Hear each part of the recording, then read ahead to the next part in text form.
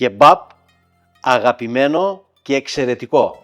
Ήρθε η ώρα να σας δείξουμε ένα εξαιρετικό κεμπάπ. Και είμαστε αδερφοί Μαλλιόρα, είμαι ο Γιώργος. Και εγώ Ανδρέας. Μαζί σχεδιάζουμε και κατασκευάζουμε τις ψισταριές άμπριο. Αλλά μας αρέσει το ψήσιμο και το μαγείρεμα. Και η καλή παρέα. Στην παρέα μας είναι και ο φίλος μας ο Γιώργος ο Καραγιάννης, όπου είναι συμμέτοχος στην εταιρεία Grill Philosophy και δημιουργός των καρικευμάτων Grill Philosophy, με τα οποία καρικεύματα σήμερα θα σας δείξουμε πώς θα κάνετε ένα εξαιρετικό κεμπάπ. Έφυγες για τα τσίπουρα. Πάλι καλά που μιλήσετε. Πάει για τα τσιπουράκια, παιδιά. Εδώ να διευκρινίσω πως το κεμπάπ δεν είναι ούτε κεφτές ούτε μπιφτέκι. Είναι από μόνο του μια κατηγορία. Πρέπει να είναι ζουμερό, ελαστικό και πολύ νόστιμο. Γλυκό, να είναι νόστιμο. Σήμερα θα σας δείξουμε μία από τις πολλές συνταγές που θα ακολουθήσουν. Κύριος πρωταγωνιστής θα είναι πάντα τα καρικεύματά μας Grill Philosophy, όπου έχουν και την τεχνολογία αλλά και τα αρώματα για να κάνουμε ένα εξαιρετικό κεμπάπ. Και πάμε τώρα για να κάνουμε αυτό το συγκεκριμένο, όπου έχουμε 50-50, 500 γραμμάρια, αλλιώς να το πούμε πρόβιο κιμά, με αρκετό λιπάκι όπως βλέπετε, και άλλα τόσα έχουμε μοσχαρίσιο κιμά. Καλό είναι να τον περάσετε για το κεμπάπ, να τον περνάτε 2 φορές. Σε αυτό η πρώτη ενέργεια που θα κάνουμε θα είναι να ρίξουμε μέσα σε 80 γραμμάρια νερό 10 γραμμάρια ζωμό μοσχάρι Grill Philosophy. Σύντομα θα βγει και στη μικρή συσκευασία, ίσως όταν θα βλέπετε αυτό το βίντεο να έχει βγει ήδη, ίσως και όχι, αλλά θα βγει σύντομα. Λοιπόν, και 40 γραμμάρια μείγμα καρικευμάτων για πρόβατο αρνί κατσίκι Grill Philosophy. Λιώνουν πάρα πολύ εύκολα στο νερό και σε κρύο νερό. Εδώ θέλουμε να είναι και ο κιμάς κρύος, αλλά και το νερό που θα χρησιμοποιήσουμε κρύο. Περιχύστε τον κιμά και ακολουθεί ζύμωμα. Ένα πρώτο καλό ζύμωμα. Ζυμώνεται με αναδιπλώσεις. Εδώ θα προσθέσουμε 50 γραμμάρια πιπεριά φλωρίνης πολτοποιημένη και 50 γραμμάρια κρεμμύδι πολτοποιημένο, μαζί με τα λίγα ζουμιά που έχουν. Και για αυτή εδώ τη συγκεκριμένη συνταγή θα χρειαστούμε και μια σκελίδα σκόρδο και αυτή πολτοποιημένη. Είπαμε θα ακολουθήσουν πολλές συνταγές με κεμπάπ, γιατί δεν είναι μία η συνταγή για κεμπάπ, θα κάνουμε και πικάντικα και καυτερά. Ακολουθεί πάρα πολύ καλό ζύμωμα και μετά φυλάξτε στο ψυγείο τουλάχιστον για 12 ώρες. Καλό θα είναι δηλαδή να το προετοιμάσετε από την προηγούμενη ημέρα. Εγώ ζυμώνω πολύ καλά εδώ και φεύγει για το ψυγείο. Το κεμπάπ το ετοιμάσαμε από την προηγούμενη ημέρα.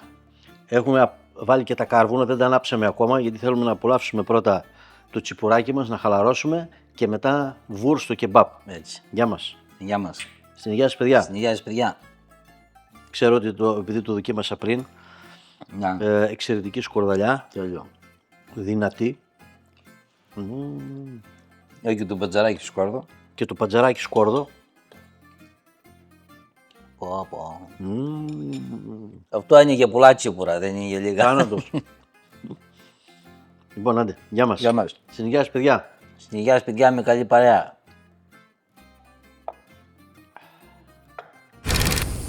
Η φωτιά για να ψήσουμε το κεμπάπ άναψε και εδώ εγώ ετοιμάζω τις λάμες με το κεμπάπ.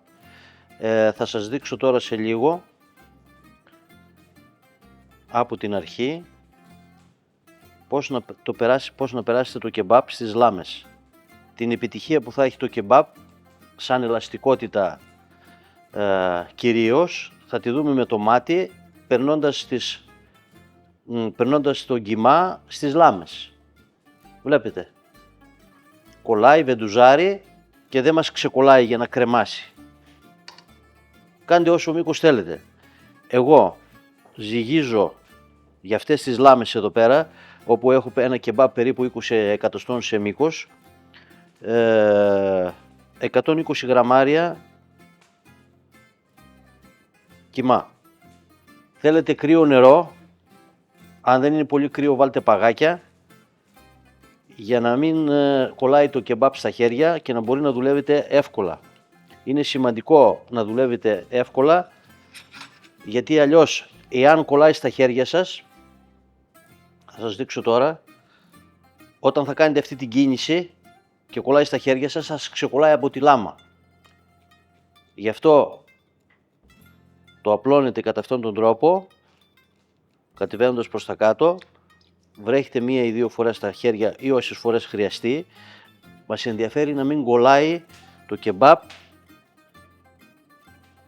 στα χέρια.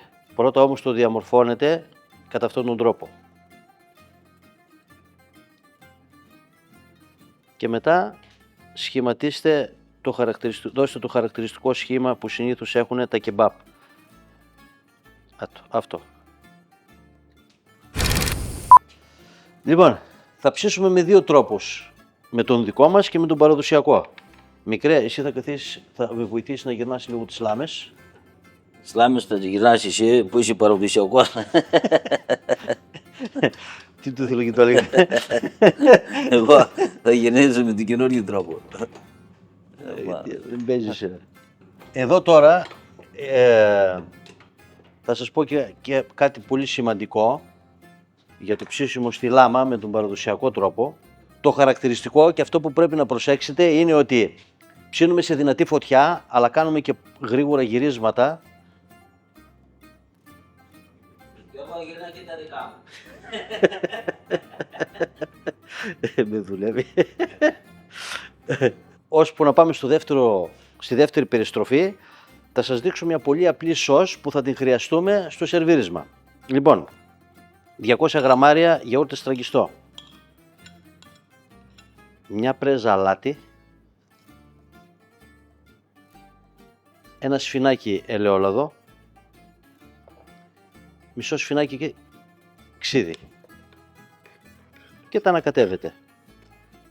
Θα αραιώσουμε λίγο έτσι με αυτά τα υγρά το στραγγιστό γιαούρτι. Μια απλή σως και θα δείτε και με τι άλλο θα το συνοδεύσουμε. Πάω να πάρω και τις πιτούλες γιατί θα ψήσουμε και πίτας. Βλέπετε κάθονται στη θέση τους. Έχουν βεντουζάρει πολύ καλά πάνω στη λάμα. Είναι η υφή του κιμά τέτοια που βοηθάει και βέβαια για να έχουμε αυτή την υφή του κιμά βοηθάει πάρα πολύ το μείγμα καρικευμάτων μας Grill Philosophy για αρνή πρόβατο κατσίκι. Θα μας δώσει ένα εξαιρετικό κεμπάπ με όλα τα χαρακτηριστικά, ελαστικότητα, ζουμερό, νόστιμο. Βλέπετε έχουμε κάνει στη ψισταριά μας περισσότερες θέσεις για να μπορούμε να ψήσουμε σούβλες που έχουν λεπτά κομμάτια κρέατος απάνω ή όπως εδώ έχουν κεμπάπ για να μην βρίσκει το ένα το άλλο και να αξιοποιούμε περισσότερο χώρο. Αλλιώς θα έπρεπε να είχαμε φτάσει μέχρι την άλλη άκρη για να ψήσουμε 4 σούβλες. Ο ευτυχώς μου έφερε εδώ πέρα τα υλικά. Φέρει και τις πίτες τώρα, άντε. Εδώ έχουμε ομοιόμορφο χρώμα. Βλέπετε στην περιστροφή, κάμεραμαν κοντινό σε παρακαλώ, όχι σε μένα, εδώ. Λοιπόν, βλέπετε, εδώ με την περιστροφή πέφτουν λιγότερα υγρά κάτω. Το βλέπετε από τον καπνό, ενώ εδώ ντουμάνιασε τόπος. Γι' αυτό θα βγουν πιο ζουμερά. Και κάτι άλλο πολύ σημαντικό, μην τα κάνετε γκάγκανο. Δεν θέλουν πολύ ψήσιμο. Σε αυτό το χρώμα τα θέλουμε και όχι παραπάνω. Να πάρει και από εδώ και το βγάζουμε. Λοιπόν, μην πειράζει να δείξουμε κάτι πολύ σημαντικό που αυτό ψάχνουν όλοι οι φίλοι μας που δοκιμάζουν διάφορες συνταγές για κεμπάπ, την ελαστικότητα. Κοιτάξτε. Άστε ρε σειρά. Πήρε τις μύτες. Βλέπετε. Το απόλυτα ελαστικό κεμπάπ. Και από γεύση, πάτε στο μοναστηράκι, δοκιμάστε τη γεύση και μετά φτιάξτε αυτή τη συνταγή. Για να δούμε και πώς θα το σερβίρουμε. Εδώ, τη σως. Μια απλή σως όπως είπαμε γιαουρτιού για να έρθει σε αντίθεση γιατί έχει έντονα αρώματα αυτό το κεμπάπ. Λοιπόν, λίγη ντοματούλα ψιλοκομμένη εδώ στην άκρη. κρεμμυδάκι, οπωσδήποτε. Και μια πινελιά πολύ σημαντική. Σουμάκ. Πάνω σε όλα αυτά. Ρίχτε, μην το φοβάστε.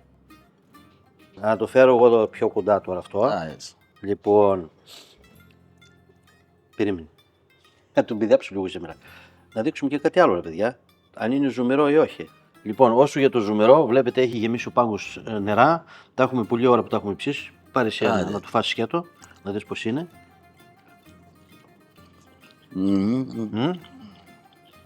Και να πάρουμε και από εδώ που είναι με το σουμάτ.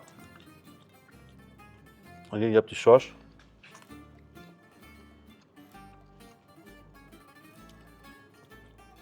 Εξισορροπεί την έντονη γεύση. Καλή αρχή λοιπόν με τα κεμπάπ.